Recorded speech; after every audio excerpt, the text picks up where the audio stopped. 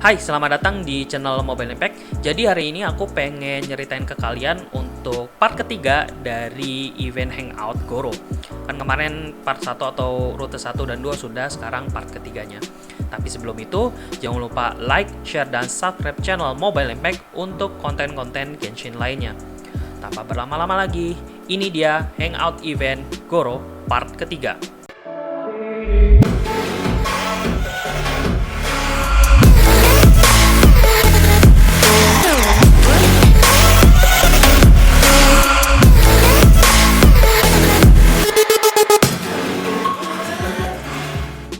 Oke, di part ketiga ini berbeda dengan part 1 dan part 2 sebelumnya, di mana setelah Goro itu ngasih tahu unek-uneknya tentang Yae Miko, kita, Traveler, bukan memberikan bantuan ke dia, tapi menyarankan kepada Goro untuk biarkan saja dan lupakan saja apa yang dikatakan oleh Yae Miko sebelumnya. Oke, Goro setuju, dan kita berbincang sejenak tentang hal lain, dan ternyata Goro datang ke Inazuma City bukan hanya untuk membeli buku untuk Kokomi, tapi juga untuk menulis surat balasan dari majalah Begitulah Hidup yang diterbitkan oleh Yae Publishing House. Karena butuh tempat menulis, akhirnya kita cari tempat yang cukup tenang di sekitaran situ. Dan akhirnya ketemu, dan Goro pun mulai menulis. Kita memberikan bantuan kepada Goro untuk mengawasi Yae Publishing House. Goro pun setuju, kita kembali lagi ke Yae Publishing House. Ternyata di sana ada banyak orang yang sedang berkumpul, dan diketahui bahwa orang tersebut adalah fansnya Nona Hina. Awalnya kita tidak tahu nih siapa itu Nona Hina.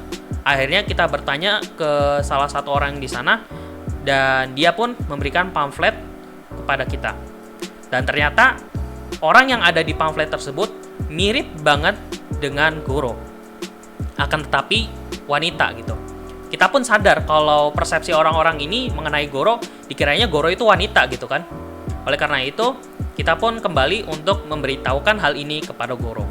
Akan tetapi, kita khawatir Goro akan tahu karena mungkin akan malu, sehingga kita menawarkan bantuan kepada Goro untuk mengantarkan surat-surat itu.